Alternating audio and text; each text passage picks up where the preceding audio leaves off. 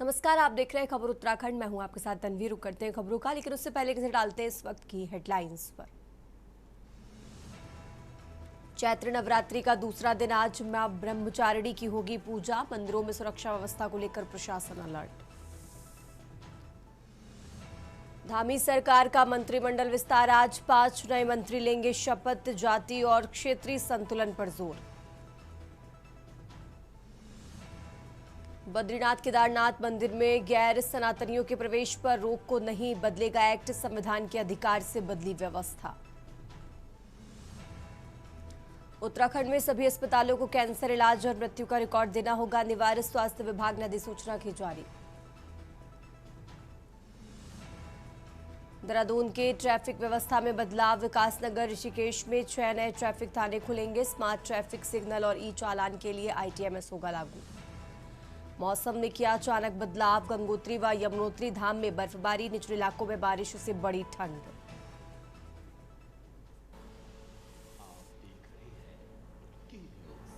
खबरों का सारथी। और अब रुक करते खबरों का बात कर रहे हैं चैत्र नवरात्रि की। आज चैत्र नवरात्रि का दूसरा दिन है, तो आज के दिन मां ब्रह्मचारिणी की पूजा अर्चना होती है और इसी को लेकर मंदिरों में भक्तों की भीड़ देखने को मिल रही है। बात करें सुरक्षा व्यवस्था की, तो प्रशासन भी यहां पर पूरी तरह से अलर्ट है। तो चैत्र नवरात्रि का आज दूसरा दिन है और आज के दिन मां ब्रह्मचारिणी की पूजा अर्चना होती है। तस्वीरें आपको टीवी स्क्रीन पर दिखा रहे हैं। सुबह से ही मंदिरों में भक्तों की भीड़ है।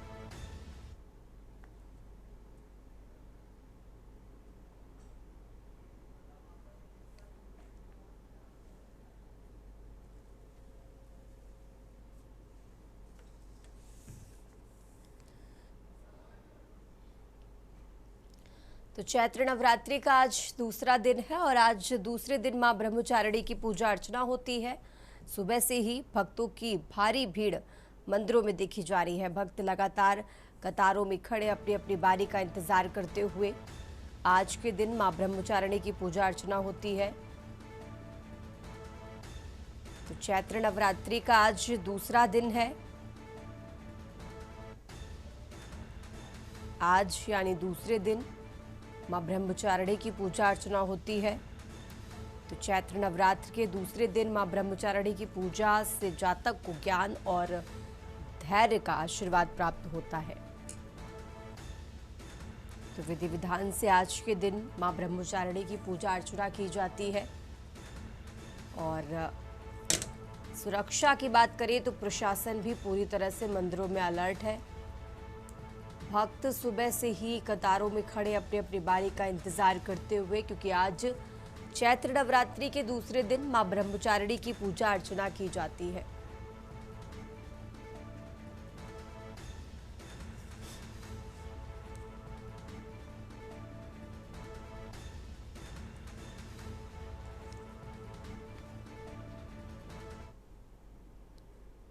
और आगे बढ़ते खबरों में, प्रदेश में चारधाम यात्रा की तैयारियों को लेकर संबंधित विभाग अलर्ट मोड पर है। वहीं देहरादून की बात की जाए तो यहां पर भी स्वास्थ्य विभाग द्वारा सभी तैयारियां पूरी की जा रही है। वहीं CMO देहरादून ने अहम जानकारी देते हुए बताया कि आगामी चारधाम यात्रा को लेकर स्वास्थ्य विभाग पूरी तरह से सतर्क हो गया है। श्रद्धालुओं की सुरक्षा और स्वास्थ्य को सर्वोच्च प्राथमिकता दी जाएगी। चारधाम यात्रा मार्गों पर पड़ने वाले प्रमुख स्थलों में केदारनाथ धाम, बद्रीनाथ, गंगोत्री और यमुनोत्री धाम पर विशेष स्वास्थ्य व्यवस्थाएं भी की जा रही है। ये जैसे अभी मैंने जिलाधिकारी महोदय की अध्यक्षता में एक मीटिंग हुई थी इस संबंध में, जो निर्देश दिए गए थे। जैसे पूर्ववर्ती वर्षों में हमने वहाँ पे व्यवस्था की थी। अगर हम बात करें ऋषिकेश की, तो जो ट्रांजिट कैंप है, जो रोड बस अड्डा है, तो वहाँ पे हमारे एक मेडिकल रिलीफ पोस्ट रहती है जो 24 आवर्स रन करती है। और इसके अलावा हमारा स्क्रीनिंग पॉइंट वहाँ बनाया जाता है, जिसमें कि लगभग हम 10 के आसपास जो है लोगों को रखते हैं, जो वहाँ पे जो यात्री आते हैं उनको हेल्थ के हिसाब से वो स्क्रीन करते हैं। और उसके बाद में स्क्रीन करने के बाद जिसको आवश्यकता होती है कि वो फिट नहीं है वहाँ ऊपर जाने के लिए। और अब खबर रुड़की से है, जहां अखिल भारतीय कांग्रेस कमेटी के राष्ट्रीय कोऑर्डिनेटर आशीष सैनी ने हरिद्वार रुड़की विकास प्राधिकरण पर गंभीर आरोप लगाए हैं। उन्होंने प्राधिकरण को भ्रष्टाचार का अड्डा बताते हुए कई अनियमितताओं का खुलासा किया है। कांग्रेस नेता आशीष का आरोप है कि हरिद्वार रुड़की विकास प्राधिकरण में राज्य से चोरी के कई मामले सामने आ रहे हैं, लेकिन अधिकारी कार्रवाई करने से बच रहे हैं।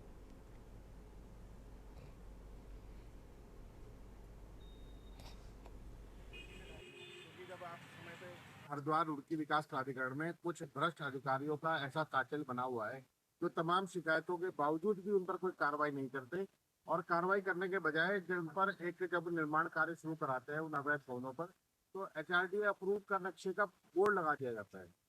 जांच करने पर पता लगता है कि प्रस्तावित नक्शे के अतिरिक्त निर्माण या अवैध निर्माण वहां चल रहा है और बाद में जब पूरी बिल्डिंग निर्माण हो जाती है तब अधिकारी हाथ खड़े कर देते हैं।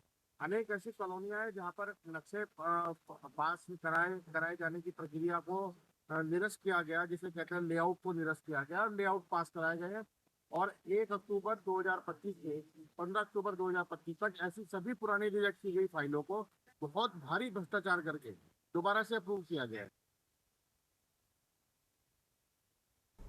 और आगे बढ़ते खबरों में, उत्तराखंड सरकार में कैबिनेट मंत्री की अचानक तबीयत बिगड़ गई, जिसके चलते उन्हें ऋषिकेश एम्स में इलाज के लिए भर्ती कराया गया।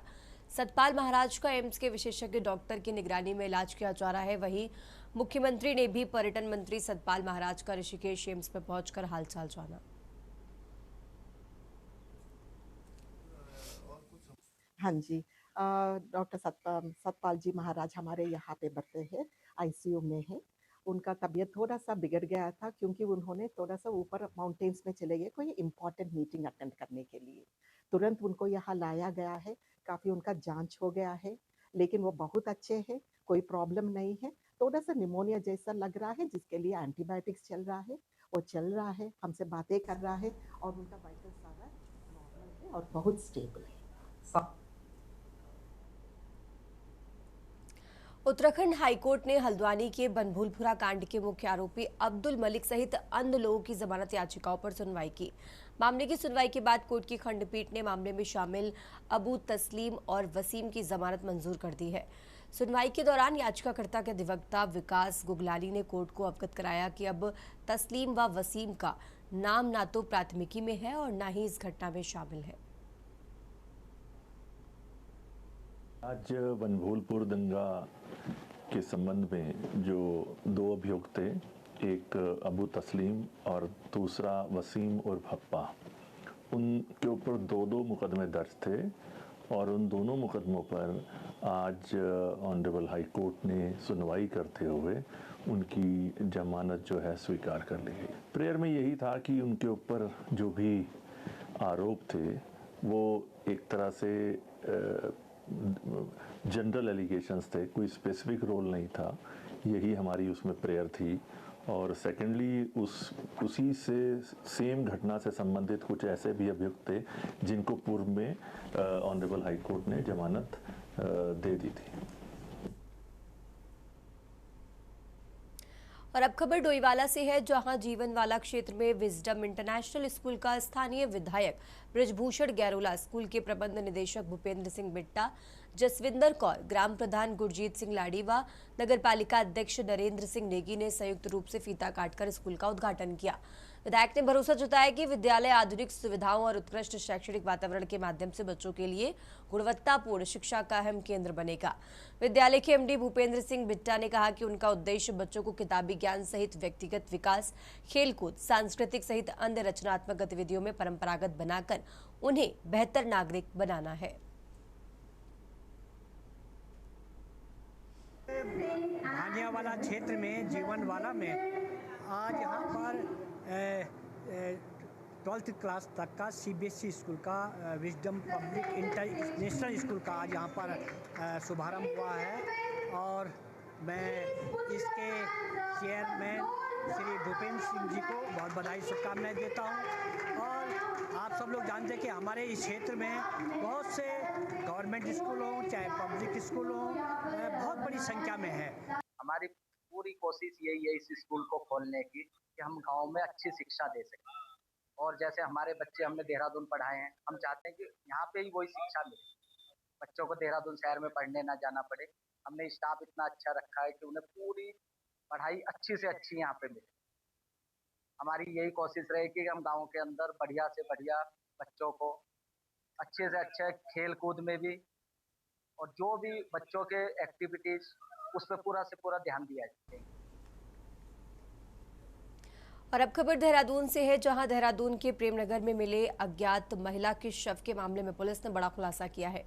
पुलिस ने 8 टीमों की मदद से ब्लाइंड मर्डर केस सुलझाया। वहीं मामले की जांच करने के लिए निकलकर सामने आया है कि मृतक महिला के पति रंजीत शर्मा ने ही अपनी पत्नी की हत्या करके कई दिनों तक शव को छिपा कर रखा था। फिलहाल ब्लाइंड मर्डर केस के सफल खुलासे पर टीम को भी सम्मानित किया गया।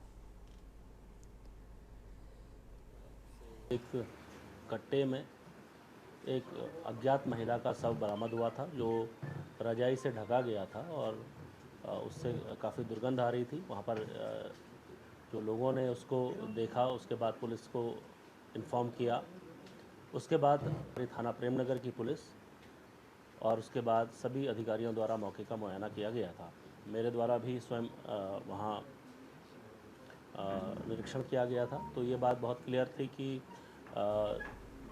उक्त महिला को हत्या के बाद उस कट्टे में रख के।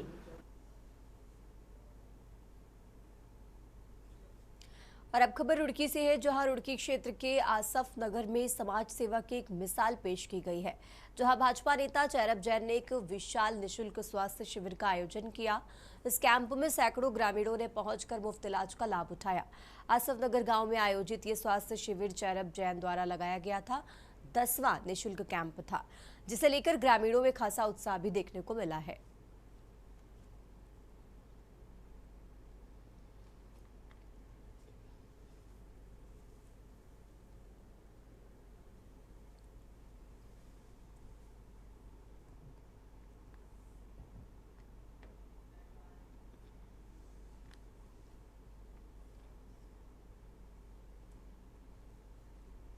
और अब खबर सितारगंज से है, जहां सितारगंज कोतवाली में आगामी ईद उल फितर के त्यौहार के मद्देनजर सितारगंज कोतवाली में तहसीलदार हिमांशु जोशी और पुलिस शिक्षाधिकारी भूपेंद्र सिंह धौनी की अध्यक्षता में पीस कमेटी की बैठक आयोजित की गई, जिसमें क्षेत्र के सभी धर्मों के लोग मौजूद रहे।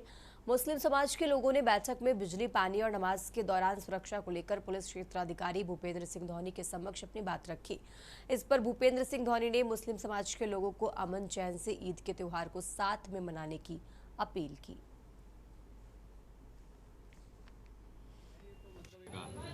और बातचीत करने का एक ये फॉर्मेलिटी होती है, क्योंकि दस्तूर वर्षों से चला है। तो यहाँ मैं समझता हूँ कि आवश्यकता ही नहीं है मीटिंग, लेकिन इस बहाने हम भी आ जाते हैं, पुराने चेहरे देख लेते हैं और बातें हो जाती हैं। तो सारी बातें सहमति बनी है। मेन चीज़ें जो बताई, सुबह 5 बजे से लाइट का और पानी कम से कम 10 बजे तक, जैसे कि नमाज का टाइम होता है वो रहे, तो वो नोट करवा दिया उनको। साफ़ सफाई बता दी गई है और जो हमारे पुलिस के हैंड से है, जो भी सारी व्यवस्था रहेगी, जो हमारे जानवर पालक हैं उनको बता दिया जाएगा, बाड़े में रखेंगे वो। ये आज फिर थाना सितारगंज में जो अमन कमेटी की मीटिंग हुई है ईद के त्यौहार को लेकर, तो जिस तरीके से प्रशासन हर वक्त मुस्तैद रहता है, हर कोई भी त्यौहार हो उसको लेकर के, तो ईद को भी लेकर के प्रशासन ने कहा है कि जिस तरीके से हमारी जिम्मेदारियां हम वक्त को भी निभाएंगे, चाहे वो ईदगाह हो या मस्जिदों में जहाँ जहाँ ईद की नमाज होगी वहाँ वो लोग मौजूद रहेंगे और प्रशासनिक तरीके से नमाज को अदा कराएंगे। खबरों का सिलसिला लगातार जारी है। फिलहाल यहाँ रुकते एक छोटे से ब्रेक के लिए।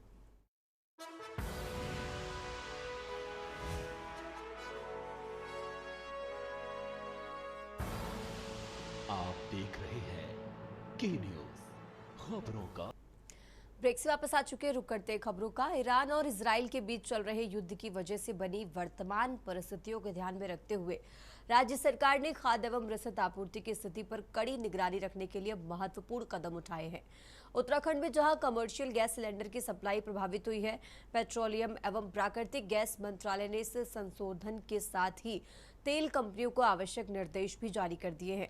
वहीं नियमों की अवहेलना करने वालों के खिलाफ जुर्माने के साथ साथ जेल की सजा का भी प्रावधान किया गया है।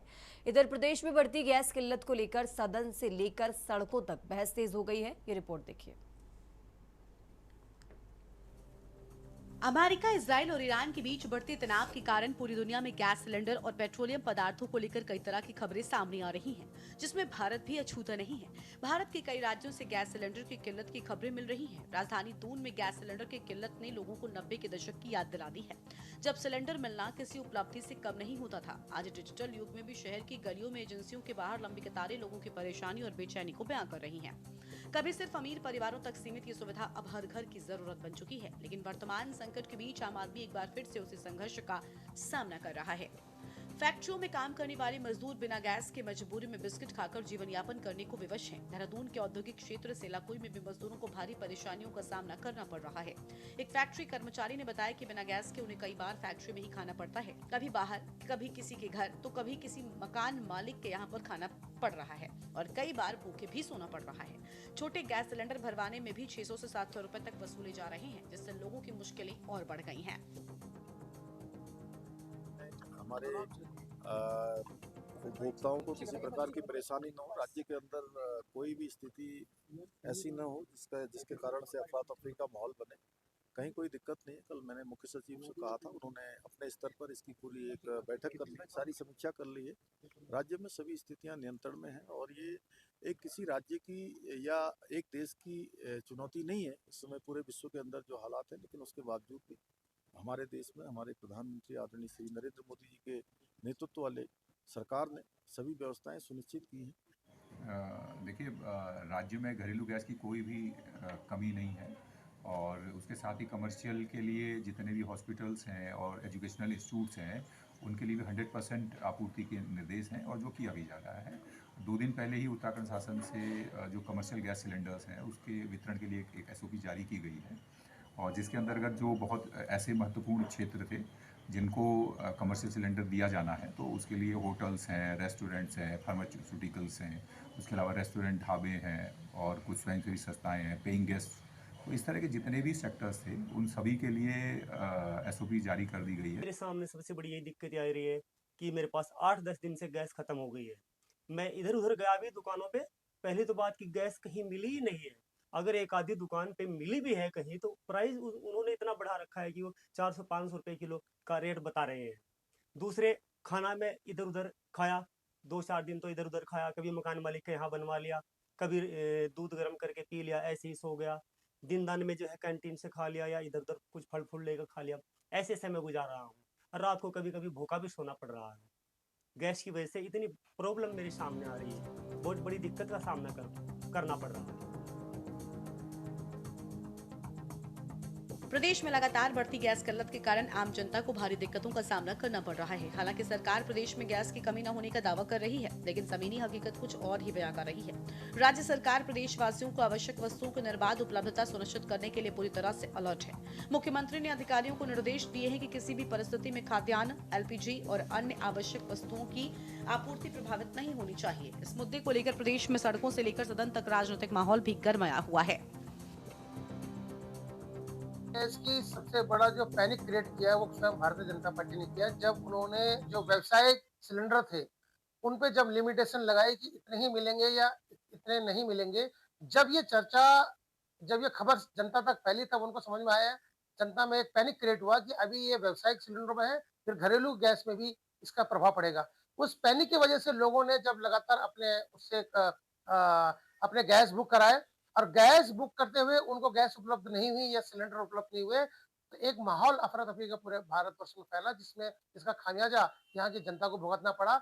सरकार शुरू में मानने को राजी ही नहीं थी कि कोई संकट है। उनको लगता था कि ये संकट सिर्फ विपक्ष द्वारा फैलाया जा रहा है, लेकिन अब उनके तमाम नेता कह रहे हैं क्योंकि पूरा विश्व संकट में है, तो भारत भी इस संकट का सामना कर रहा है। की समस्या से आम जनमानस परेशान है। गैस एजेंसियां ग्राहकों को संतोषजनक जवाब भी नहीं दे पा रही है। ऑनलाइन बुकिंग की व्यवस्था बिल्कुल ठप हो गई है और सरकारी तंत्र और सरकार गैस की किल्लत मानने को तैयार नहीं है। गैस की किल्लत इस कदर है कि ग्रामीण और जो है शहरी उपभोक्ताओं में भेदभाव किया जा रहा है। ग्रामीण उपभोक्ताओं को जो है जहां 45 दिन की वेटिंग के बाद बुकिंग की सुविधा मिलेगी, शहरी क्षेत्रों में 25 दिन की जो है बुकिंग की सुविधा मिलेगी, लेकिन उसके बाद भी न तो गैस बुक हो रही है, न उपभोक्ताओं को सिलेंडर मिल रहा है।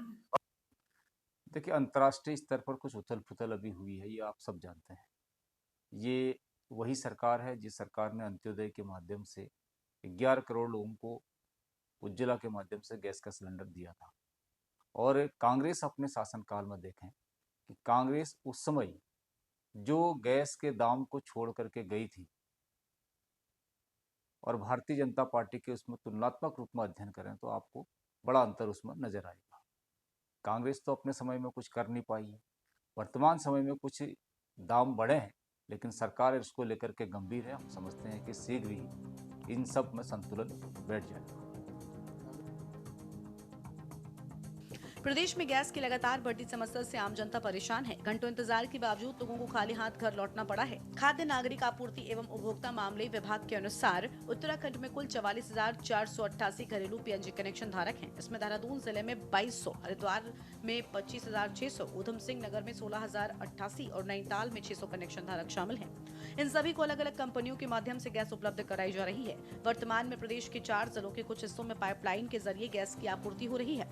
उत्तराखंड के 13 जिलों में पाइपलाइन के जरिए गैस उपलब्ध कराने के लिए 5 कंपनियां काम कर रही हैं। ऐसे में घरेलू और व्यावसायिक गैस सिलेंडर्स की कमी के चलते प्रदेश में कारोबार पर भी बड़ा संकट गहराता नजर आ रहा है, जो सरकार के लिए एक बड़ी चुनौती बनता जा रहा है और भविष्य के लिए गंभीर चिंता का विषय है। Bureau report, Uttarakhand.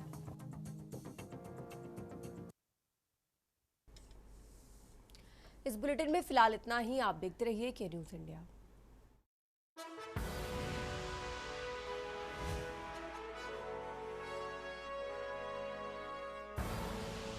आप देख रहे हैं के न्यूज़, खबरों का